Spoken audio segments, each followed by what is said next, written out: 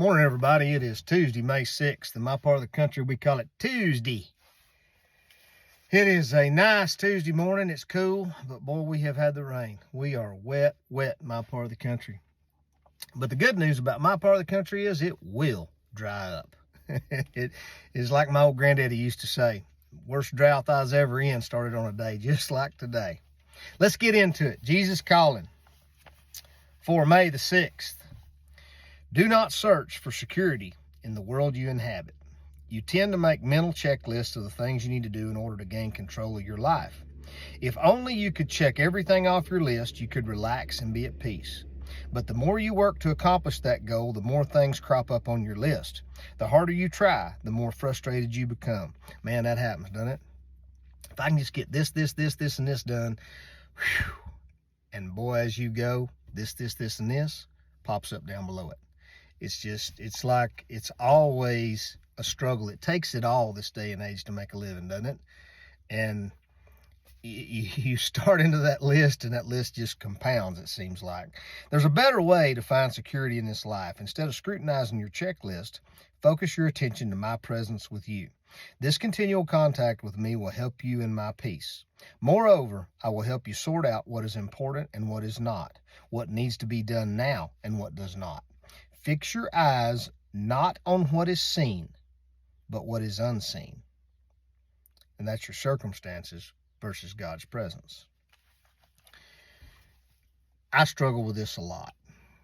It's right in the heat of trying to get things done. You say you're at the time of year where you're trying to plant some grazing, and you've got projects going on. You're trying to straighten some cattle out, and you're trying to do all these things, and then there'll be something in the house come up that needs maintenance, or God forbid something going on in the family that's a problem, or some issues, or the kids got to do this, kids got to do that. I don't have kids personally, but I know friends that are always dealing with it. And this day and age, if you keep a kid busy and a kid out of trouble and a kid away from things that can cause them trouble in their lives, you can burn a pickup up getting to all the activities kids do. I get it. And in all those things, you'll hear somebody like me that's just reading a daily devotional say, hey, focus on God's presence. Man, I struggle with that. And I'm not saying that I struggle with it because it's wrong. I'm saying I struggle with it because it's the right thing to do. And it just seems like it's awful tough sometimes just to slow down and focus on the things that matter. And I think that's where stop and smell the flowers came from, meaning slow down and enjoy what's going on in your life. Put God first in your life, and you can enjoy it. And I remember when I was even more green than I am now in my walk, Candace told me something one time that just made absolutely zero sense. She said, did you go to God about it first? And I was in one of those days where I got to be here. I'm all over the place and nothing's going right. And man, I'm just going to get through it. But I'm thinking me. She said, you go to God with that this morning? Well, who has time to go to God with that? She said, well, God will make your day long enough to get what you need to do done.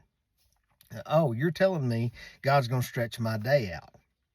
And I was real sarcastic about it. In fact, I can be a real handful to deal with sometimes about this stuff. And that's the reason I tell you all about my walk, because everybody needs to see it from where I come from. And I'm telling you, if I can do it, anybody can do it. She said, no, I'm not telling you God's going to miraculously make your day be 25 hours. What he's going to do is he's going to give you the grace and the peace to get through that list. And you'll get through it so much better and so much easier. And if you'll watch, things will happen to help you through that list that you weren't expecting. And you need to doggone sure stop and realize that was God. Give him the praise for it. And I struggled with it and fought with it. Oh, you've lost your mind. You're crazy. And then I began to try it. And she's exactly right. No, God's not going to give you 25 hours in a day versus my 24. No, God's not going to give me 25 versus your 24. But what he will do is he'll allow the things, if you're working in his will, he'll allow those things to work out. I've been in situations where this is just impossible. I just do not see a decent outcome.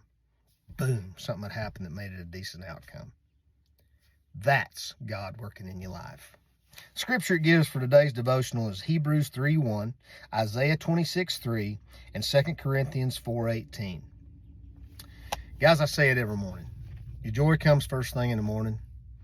Throw you some peace and some love and some kindness, thankfulness, gratitude with it. You're going to need it.